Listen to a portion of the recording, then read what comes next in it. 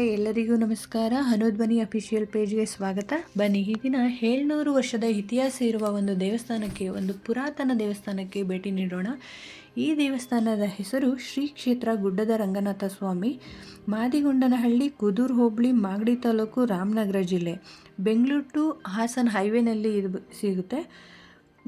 ಮಾಗಡಿ ತಾಲೂಕಿನಿಂದ 20 ಕಿಲೋಮೀಟರ್ ಇದೆ. ಈ ದೇವಸ್ಥಾನದ ಹೆಸರು ಶ್ರೀ ಕ್ಷೇತ್ರ ಗುಡ್ಡದ ರಂಗನಾಥ ಸ್ವಾಮಿ ದೇವಾಲಯ ಆದರೂ ಕೂಡ ಈ ದೇವಸ್ಥಾನದ ಮೂಲ ವಿಗ್ರಹ ಅಂದರೆ ಮೂಲ ದೇವರು ಬಂದು ಶ್ರೀ ಲಕ್ಷ್ಮೀ ನರಸಿಂಹ ದೇವಾಲಯ. ಆದರೆ ಇಲ್ಲಿ ಪೂಜೆಗೆ ಪ್ರಸಿದ್ಧವಾದ ದೇವರು ಅಂದರೆ ಆಂಜನೇಯ ಸ್ವಾಮಿ. ಈ ಎಲ್ಲ ದೇವರುಗಳ ಮರುನಾಮಕರಣ ಹೇಗಾಯಿತು, ಇತಿಹಾಸ ಹೇಗೆ ಚೇಂಜ್ ಆಯಿತು ಅಂತ ತಿಳ್ಕೊಳ್ಳೋಕ್ಕೂ ಮೊದಲು ಈ ಪೇಜ್ಗೆ ಮೊದಲನೇ ಬಾರಿ ಭೇಟಿ ನೀಡಿರೋರು ಸಬ್ಸ್ಕ್ರೈಬ್ ಮಾಡಿ, ಕಮೆಂಟ್ ಮಾಡಿ, ಲೈಕ್ಸ್ ಮಾಡಿ, ಸಪೋರ್ಟ್ ಮಾಡಿ.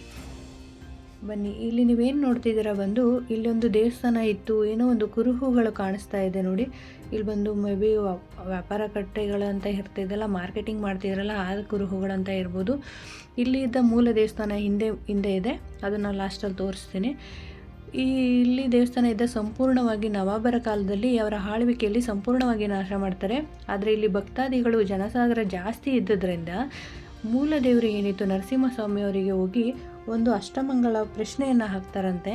ಆವಾಗ ಸ್ವಾಮಿ ಹೇಳ್ತಾರಂತೆ, ಇಲ್ಲಿ ಒಂದು ಧ್ವಜಕಂಬ ಇದೆ, ಆ ದೇವಸ್ಥಾನ ಏನಿತ್ತು ಅದಕ್ಕೆ ಧ್ವಜಕಂಬ ಇದೆಯಲ್ಲ, ಆ ಧ್ವಜಕಂಬದಲ್ಲೇ ನಾನು ಸ್ವಯಂಭೂ ನೆಲೆಸಿರ್ತೀನಿ ಮತ್ತು ಹರಕೆ ಹೊತ್ತು ಬರುವ ನನ್ನ ಭಕ್ತಾದಿಗಳ ಹರಕೆಗಳನ್ನು ಈಡೇರಿಸ್ತೀನಿ ಅಂತ ಮಾತು ಕೊಡ್ತಾರಂತೆ. ತದನಂತರ ಟಿಪ್ಪು ಸುಲ್ತಾನರ ಆಳ್ವಿಕೆಯಲ್ಲಿ ಅವರ ಮೇಲಿನ ಭಯಕ್ಕೋಸ್ಕರ ಶ್ರೀ ಲಕ್ಷ್ಮೀ ನರಸಿಂಹ ದೇವಾಲಯ ಇದ್ದದನ್ನು ಶ್ರೀ ಕ್ಷೇತ್ರ ಗುಡ್ಡದ ರಂಗನಾಥ ಸ್ವಾಮಿ ಎಂದು ಮರುನಾಮಕರಣವನ್ನು ಮಾಡಿ ಈ ದೇವಸ್ಥಾನವನ್ನು ಜೀರ್ಣೋದ್ಧಾರ ಮಾಡ್ತಾರೆ. ಈಗ ಏನು ನೋಡ್ತಿದ್ದೀರಾ ನೀವು, ಇದು ಬಂದು ಹೊಸ ದೇವಸ್ಥಾನದ ಹಿಂಭಾಗ. ಈ ದೇವಸ್ಥಾನಕ್ಕೆ ಬರೋದಕ್ಕೆ 2 ದಾರಿಗಳಿದೆ. ಒಂದು ಮೆಟ್ಟಲನ್ನು ಹೇರ್ಕೊಂಡು ಬರಬೇಕು, ಇನ್ನೊಂದು ಬಂದು ದೇವಸ್ಥಾನದ ಹತ್ತಿರನೇ ವೆಹಿಕಲ್ಗಳು ಹೋಗುತ್ತೆ. ನಾವು ಈಗ ವೆಹಿಕಲ್ಗಳಲ್ಲಿ ಬಂದಿರೋದ್ರಿಂದ ಹಿಂಭಾಗದಿಂದ ನಿಮ್ಗೆ ತೋರಿಸ್ತಿದ್ದೀನಿ. ಬನ್ನಿ, ಇದು ಬಂದು ಮೇನ್ ರಾಜಗೋಪುರ, ಲಕ್ಷ್ಮೀ ನರಸಿಂಹ ದೇವರು. ಬನ್ನಿ, ಇದು ಬಂದು ಎಂಟ್ರೆನ್ಸು, ಈ ದೇವಸ್ಥಾನದ ಎಂಟ್ರೆನ್ಸು. ಇದು ಬಂದು ಸುತ್ತಲಿನ ವಾತಾವರಣ. ಬೆಳಿಗ್ಗೆ ಅಥವಾ ಸಂಜೆ ಬಂದರೆ ತುಂಬ ಒಳ್ಳೆ ಚೆನ್ನಾಗಿರೋ ಎನ್ವೈರನ್ಮೆಂಟ್ ನಿಮ್ಗೆ ಸಿಗುತ್ತೆ.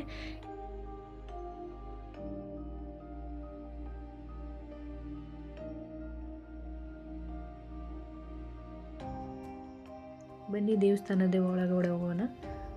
ಪುರಾತನ ದೇವಸ್ಥಾನದ ಮೂಲ ಧ್ವಜಕಂಬ ಇಲ್ಲೇ ಇದ್ದಿದ್ದು. ಇದೇ ಧ್ವಜಕಂಬದಲ್ಲಿ ಲಕ್ಷ್ಮೀ ನರಸಿಂಹ ದೇವರು ಆಂಜನೇಯ ರೂಪದಲ್ಲಿ ನೆಲೆಸಿದ್ದಾರೆ ಅನ್ನೋದು ನಂಬಿಕೆ. ಇದೇ ಕಂಬಕ್ಕೆ ಈಗಲೂ ಕೂಡ ಎಲ್ಲ ಪೂಜೆ ಪುರಸ್ಕಾರಗಳು ನಡೆಯುವಂಥದ್ದು. ಮತ್ತು ಇಲ್ಲಿ ಸಂಕ್ರಾಂತಿ ಹಬ್ಬದಲ್ಲಿ ಜಾತ್ರೆಗಳು ನಡೆಯುತ್ತಂತೆ. ಮತ್ತು ಶ್ರಾವಣದ ಶನಿವಾರ 4 ಶ್ರಾವಣದ ಶನಿವಾರದಲ್ಲೂ ವಿಶೇಷ ಪೂಜೆಗಳು ನಡೆಯುತ್ತೆ. ಮತ್ತು ಕೊನೆಯ ವಾರದಲ್ಲಿ ಕಲ್ಯಾಣೋತ್ಸವ ಕೂಡ ನಡೆಯುತ್ತಂತೆ. ವಿಶೇಷ ದಿನಗಳಲ್ಲಿ ಇಲ್ಲಿ ಹೋಮಗಳನ್ನು ನಡೆಸುತ್ತಾರೆ. ಮತ್ತು ಕಾರ್ತಿಕ ಮಾಸದ ಕೊನೆಯ ಶನಿವಾರ ಅಂದರೆ ಈ ವರ್ಷದ 30ನೇ ತಾರೀಕು ಕೂಡ ಇಲ್ಲಿ ಲಕ್ಷ ದೀಪೋತ್ಸವವನ್ನು ನಡೆಸ್ತಾರೆ. ಮತ್ತು ಎಲ್ಲ ಪೂಜೆಗಳು ಲಕ್ಷ್ಮೀ ನರಸಿಂಹ ದೇವರ ಹೆಸರಿನಲ್ಲೇ ನಡೆಯುತ್ತದೆ.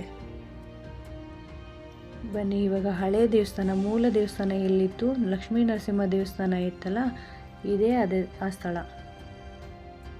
ಹೆಸರು ಮಾತ್ರ ಶ್ರೀ ರಂಗನಾಥ ಸ್ವಾಮಿ ಅಂತ ಇದ್ರೂ ಕೂಡ ಇಲ್ಲಿ ನೆಲೆಸಿರುವುದು, ಮೂಲ ವಿಗ್ರಹ ಇರುವುದು ಶ್ರೀ ಲಕ್ಷ್ಮೀ ನರಸಿಂಹ ದೇವರು. ಮತ್ತು ಇಲ್ಲಿ ಬಂದು ಬಹುದೊಡ್ಡ ವಿಶೇಷ ಅಂದರೆ ಪಂಚಮುಖಿ ಆಂಜನೇಯ. ಇತ್ತೀಚೆಗಷ್ಟೇ ಈ ಆಂಜನೇಯ ಸ್ಟ್ಯಾಚುವನ್ನು ರೆಡಿ ಮಾಡಿರೋದು.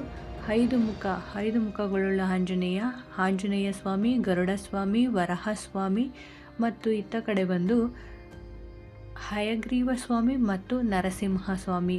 5 ತಲೆಗಳುಳ್ಳ 10 ಕೈಗಳುಳ್ಳ ಒಂದು ಬಹುದೊಡ್ಡ ಆಂಜನೇಯ ಸ್ವಾಮಿ ವಿಗ್ರಹವನ್ನು ಪ್ರತಿಷ್ಠಾಪಿಸಿದ್ದಾರೆ.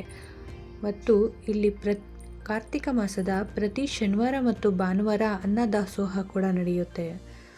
ಈ ಮಾಹಿತಿ ಇಷ್ಟ ಆಗಿದ್ದಲ್ಲಿ ಲೈಕ್ ಮಾಡಿ, ಕಮೆಂಟ್ಸ್ ಮಾಡಿ. ಇದೇ ತರಹದ ಹೆಚ್ಚಿನ ಮಾಹಿತಿಗಾಗಿ ಸಬ್ಸ್ಕ್ರೈಬ್ ಮಾಡಿ. Thank you for watching.